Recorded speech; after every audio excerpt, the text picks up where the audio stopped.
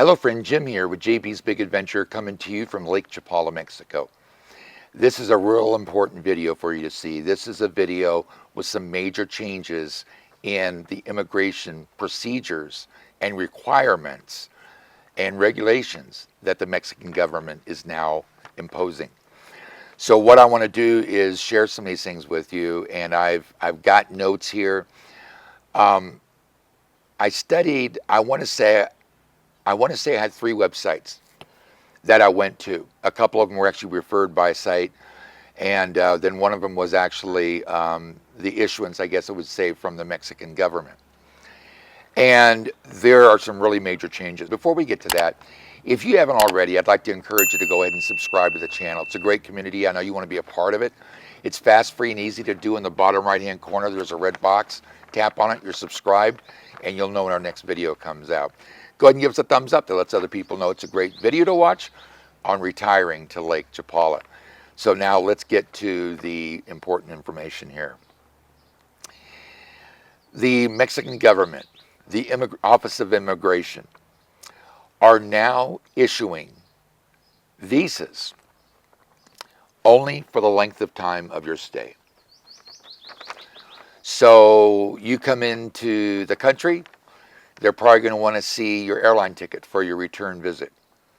Now, I'm sharing this because I want you to know this information so you don't, in fact, get hurt from this or go through frustration with it, or it's something that holds you up. So I'm wanting to make sure that you get all this. So I'm actually reading my notes, which I don't normally like to read the notes because a lot of times I kind of got an idea of what I'm doing, and I've seen my notes and everything. But I'm reading these because I want to make sure that you get the right information, the truthful information. It's accurate. That way you can make your plans in whichever way that you need to. So, and this is everyone who is an expat coming into Mexico. You used to be able to come across the border and your FMM, which is the card that you would get, you'd fill it out. The immigration would keep the top half, you would have the bottom half, and it would be inside your passport. They are no longer doing that. They are no longer, just because you want to be you're coming down on a tourist visa and you're expecting to be here for 180 days, doesn't mean you're going to get 180 days. There are people that have come down that just figured they had 180 days, and they had a month, and they didn't know that. This is really important because the Mexican government, when we turn in that FMM card, that tourist visa card, they keep track of all of that. They know who's coming across because they also connect it with your passport. So they know exactly what's going on. Now, one of the important things is, and again, they're doing this right now. So I hope that you're seeing this before you come down, just so you have an idea of what to expect. So they no longer just give you 180 days anymore. Not anymore. You used to be able to get the 180 days and you could be here for 6 months, and they would go ahead and extend it for you for another 180 days. They don't do that anymore. They did things like this during the COVID, when the world shut down, but no longer. They're not doing it. They're really wanting individuals that are coming down here to live to be here legally, and that means with a temporal visa or a permanente. So in an effort to cut down on all the stuff that they consider being illegal, you're no longer going to be able to be just a perpetual tourist. You can't just come down here and come down for 180 days, go back, come down for another 180 days. That's not available anymore. They're not going to be doing that anymore. They're really, I'm not going to say forcing, but the whole idea is they want you, they want us that are expats coming to the state, coming into the country, to either have a temporal or have a permanente. And they're really, really strong on this. Now, you can come to the border, you come across, the guy, gives you 180 days, because all they do now, they don't give you a card anymore. They open up your passport and they put a stamp in there. Then they go ahead and write the number of days. And it's up to you. It's your responsibility to know how many days you're getting to be able to be here in Mexico, to be in Mexico. So there's groups. that are actually being affected by this. And I'm going to share those groups with you. So, again, the long-term tourist, the perpetual tourist, the person that comes down here and is here forever, they're granting the number of days to you of the number of days that you are going to be here. If you're coming down and you had an airline ticket when you came down, they want to know when the airline ticket is for you to go back before they give you any kind of information or put on there how many days they're going to grant you. I thought it interesting on one of the websites, there was somebody, and I'm going to guess it was an expat that was asking the question, but it was kind of like a form of, well, what's the best way when you get to the border to be able to get an agent that can really take care of you and make sure that you get the 180 days or whatever it may be. And they said they find that the people that actually dress well when they're coming to the border are the ones that sometimes will grant those longer stays. And I don't get that, because it's somebody in America coming to Mexico. I could see somebody going from Mexico into the States dressing better, and they're going to say something. But it was interesting how this person definitely he's an expat. Either it's in the States or up in Canada. So that was just something I thought was really interesting, and I wanted to share that with you. Another group that's being affected by this are the Snowbirds. Now, there are many people, Snowbirds, that own property here at Lake Chapala. And what they do is when it's snowy in, northern the U.S., northern U.S., Michigan and Chicago and all those kind of places, and also on the East Coast, or in Canada when there's snow and all, they come down here. They're called Snowbirds. And normally they're here for 6 months. So they own property, they come down, and they're normally here in November. So they start flowing in November, and they're usually here till about April. That's called the high season. That's when they're here. But here's how they're going to be affected too. If you're watching, you have property here, make sure you take note of this. So they are requiring you, if you own property here and you're coming down, you need to make sure you have your temporal or your permanente. They're really cracking down on this. So when you come in to the country, into Mexico, don't be surprised if they give you less than 180 days.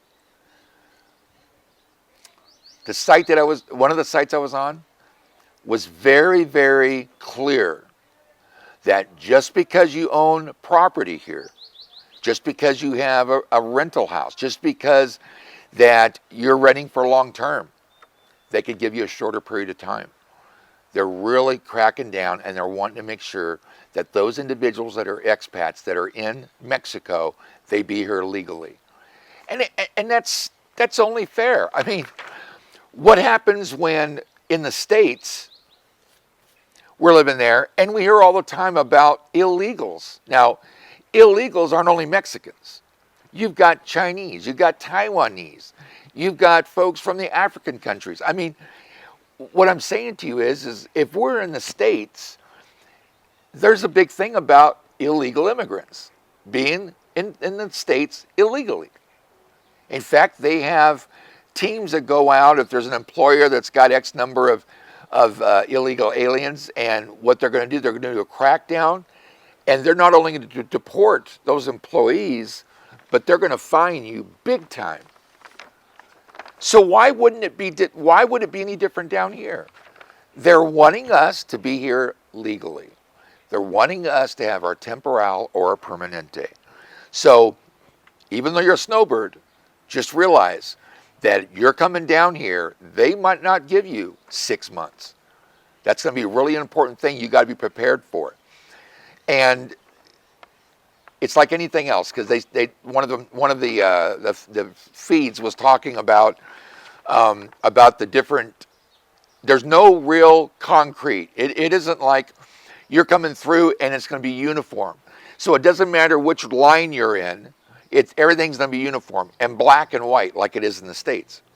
It isn't that way. It's Mexico. So you could get somebody who's having a great day, stamp, you're there for 180 days or whatever the amount of time is that you're needing to be here.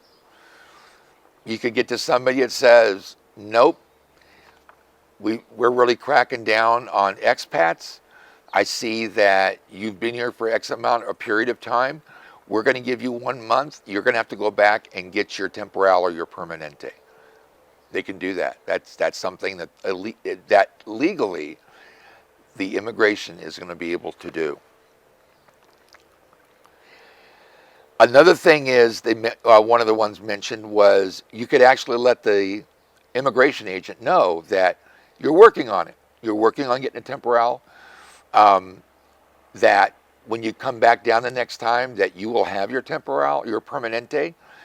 But again, that's going to be your story talking to the immigration agent, that they're going to take that and says, okay, I'll go ahead and grant that to you. Here's the length of time. But it wasn't guaranteed. I just want you to know that just isn't a guarantee. It's up in the air. You know, it could be one day one thing and the other day another thing. We've all been working at jobs. We've all had bad days. We've had good days. There's days where you really want to pat people on the back. You want to say welcome, come aboard, whatever it may be. But then there's the days that you don't care. You know, you don't care what happens to them. No, we're not going to let you do this, or whatever it may be. That's in the States. Well, they can do the same thing here. So that's an important factor when it comes to being a snowbird, being able to get into the country, because they, in fact, can actually give you less time of being here. Next group, digital nomads. Now, Mexico has become really popular for digital nomads because you didn't have to be in the States. You were out of the States, and you were just a much nicer environment. It was cheaper to live down here. During the COVID, 180 days, you come out 180 days, and then you can just go ahead and extend it for another 180 days. They're cracking down on that. Digital nomads, they're wanting to make sure have a temporal or a permanente. So they're really targeting that group. If that's you, your group, so be prepared. Be prepared to share your story and why it is you're here and what you're here for, and you know, your story. You'll need to share with them in regards to what they're going to give you to be here. Because although you can provide proof that you're here for a certain period of time, they don't have to grant that. So everything here stems on being a temporal or being a permanente. That's the whole idea. They're getting everyone that's an expat, temporal, permanente. And then the last one is, and I talked about this a little bit earlier, they're perpetual tourists. Now, when Barbara and I went and got our temporal, we had to get temporal. We couldn't get a permanente. We didn't qualify financially for it. We barely made it for the temporal. Now, and again, I'll share this with you. Different states have different income requirements. I've heard that McAllen, Texas is one of the easiest ones to go to and be able to get qualified. I can't guarantee it. I've had people tell me about that here. I've not done a video on it because I don't want all of a sudden all the expats are in McAllen, Texas to find out that, no, they've changed things now. So things change. And found out that the numbers changed when Barbara and I went through to get ours in the consulate in Albuquerque, that the number has changed between the time that we were there and the time now. And someone was able to get a permanente for what it cost us to get a temporal. So the requirements, the income requirements. I've spoken with folks on the phone or they've reached out by email about coming down, and if I know where the state is, the consulate that actually has the lowest requirements. And that is just up and down. I mean, it's like each consulate's able to require whatever papers they want to get from you. They can require 6 months bank statements. They can require 12 months bank statements. They can do 24 months. They literally can make their rules at each one of the consulates. They can change what, paperwork that you need to hand in. So I've learned that. I've learned that over the year that we've been here. Different consulates require different things. So when Barbara and I came, we came with our temporal. And we literally just renewed our temporal a couple days. Let's see, today is Monday. We actually renewed it on Monday. So you can get your temporal and pay for the temporal each year and have it extended another year, or you can come down Do it every year. You got to go through your first year first before you can move forward and do 3 more years. So you can do 1 year and then pay for 3 years, or you can pay for 1 year at a time. We've had to do it 1 year at a time. We just don't financially. We don't have the money to be able to do, because for the two of us it was like $1,000, and just don't have that around. Just don't have it.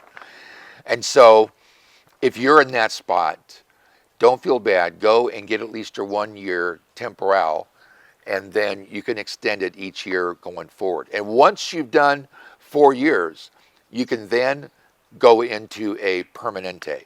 So it doesn't flow right into it. You still got to do some paperwork and fingerprints and picture and all those kind of things. But once you've been here 4 years, they see that in fact you are staying longer, so you get to be here as a permanente. So the last thing I really wanted to say was about the Perpetual Tourist. They come in, they're here for 180 days, and they go back to the States. They turn around and come back in, they're here for 180 days, and go back to the States. They come down for 180 days, and they go back to the States. The Mexican government's really cracking down on that, really cracking down. They want everybody to have a temporal or a permanente. So one of the sites said, somebody was talking about, what if you're coming down and you don't get the full time? You come down and you've been a perpetual tourist. Maybe you own property. Maybe there's the reason why you do come down like that. But they want to make sure you've got your temporal or your permanente. So here's what they do. You could actually be a perpetual tourist. You've been doing that for 5 years, 10 years, 20 years. They're no longer allowing that. If you are a perpetual tourist, and they can actually check the system to find out how many times you've done that, they can actually give you a week to come down and get your things and get back across the border. Now, it sounds harsh, but that again is why Mexican immigration is requiring expats to have their temporal or their permanente. Now, for those of you that financially right now that coming down here to take a look and you're going to be here for a few days, you can come on a tourist visa. You just let them know, you show them your airline ticket, and they're going to give you the period of time that you're coming down here for, because you're a tourist and because of the fact you're not in the system, so they know it's your first time. But for those that are perpetual tourists, they're cracking down. In fact, it's said that if you're coming across, you don't just expect you're going to get 180 days, because they might only give you a week. And they can give you a week to say, we're giving you a week, go down, get all your things. I would say, if you're doing that, if that is you, I'd make sure that when you leave for the States from Mexico, that you know you've got somebody set up that can actually watch the house or watch your rental or whatever it may be, take care of the pets, those kind of things. Because they could, in fact, let you know you've only got a week. And that week is to come down, pack up your things, and go back across the border. So, huge immigration changes. I hope this has been helpful for you. I don't want anyone that is a part of our channel that gets hurt, that gets disappointed, that finds out that, these things it's affected them in whatever category it was. So I hope that you found value with that, and it'll be something that helps you also. So if you haven't already, I'd like to encourage you to go ahead and subscribe to the channel. It's a great community. I know you want to be a part of it. All you've got to do is go to the bottom right-hand corner. There's a little red box. Tap on it. You're subscribed, and you'll know when our next video comes out. And the videos that you're going to be seeing are just like this, packed, chock full of valuable information, content, whatever you want to call it. Every one of our videos has got information in it that's going to take care of questions that people have. So if you've not yet subscribed, I encourage you to do it now. Also, make sure you give us a thumbs up that lets other people know it's a great video to watch about retiring to Lake Chapala. You can go ahead and stop by and say hi or ask a question, maybe even leave an idea or thought of a video you'd like to see made. And also hit the bell, because that way you'll be immediately notified when our next video comes out. So again, I hope this information has been really valuable for you. Thank you for being a part of our community. Thank you for being a part of this video. Have an awesome day. We'll see you on the next video.